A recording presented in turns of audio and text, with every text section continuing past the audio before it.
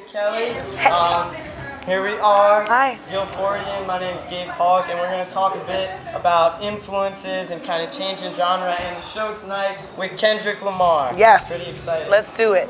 So first of all, a lot of your songs seem to be like very directed towards the female audience. For the most part, yeah. You got Seek and Destroy, very kind of aggressive song. Then you threw in some Lauryn Hill shout outs. I was wondering what influenced you to have that kind of specific niche that you were going for?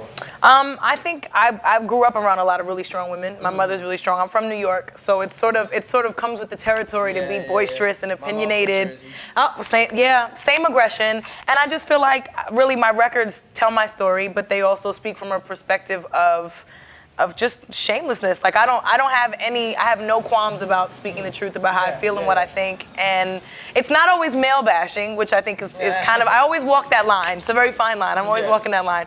But usually I target women more so because I feel like I say a lot of things that they may not necessarily have the balls to say, but definitely feel and think, literally. So I think that's where I fit in. That's how I found my lane. And so then you're talking about shamelessness a bit. I'm wondering, so you've switched genres before. Originally, yes. I read in an interview that you had kind of switched from, you originally thought you were going to be almost writing emo rock kind of songs, and you wrote a song for Kelly Clarkson.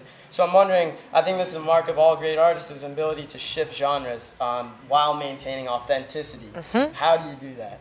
I think overall, I knew what I wanted to say. The message was always the same. I think the only thing that really shifted was the music, the sonics of it. And I felt like when I did those interviews in the beginning of the process, I was really in a dark place, and I was more pissed off and angry and just coming out of a breakup. And so I really didn't know how to convey that in its entirety, to be honest. I was really one-sided, and I felt really angry. That's why I was like, I'm gonna make some angry girl music. We're gonna just set things on fire.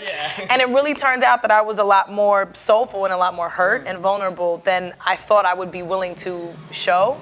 But then, once we got knee deep into the recording process and writing process, it felt more authentic and genuine for me to sing R&B, to just really just go balls to the wall with R&B and really just pour my heart out. Yeah, and then you worked with Neo and The Dream, right, producing these. Yes. How did they help?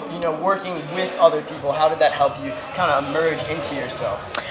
They know women really well. The Dream and Neo know women inside and out, and so to be able to work with them was like therapy for me. Yeah. So I got to tell them stories, and we would go back and forth and just have a conversation and crack jokes and laugh. Before we know it, there's a song. And Neo and The Dream are probably the two of the most talented writers that I know that just come up with songs really quickly, and so it was a blessing to go in with them. I was able to be a sponge. And speaking of taking in great influences, of course, you're playing with Kendrick Lamar. Yes. Amazing. Yes. Last question, what's it like playing on tour with Kendrick Lamar, at least playing this show? I think the coolest thing about this tour is that we're able to bring back that 90s feel of hip-hop R&B. It's not just R&B over here and hip-hop over here, and there's such a fusion of genres happening right now within music, in R&B especially, with The Weeknd and Frank Ocean and Miguel. It's all very alternative, so it makes it easier for me to kind of move in and out with somebody who does hip-hop, because at the end of the day, we're both two artists telling really honest stories in a very raw form and just expressing ourselves the best way we know how, and I think that's really fly that we get to do it together.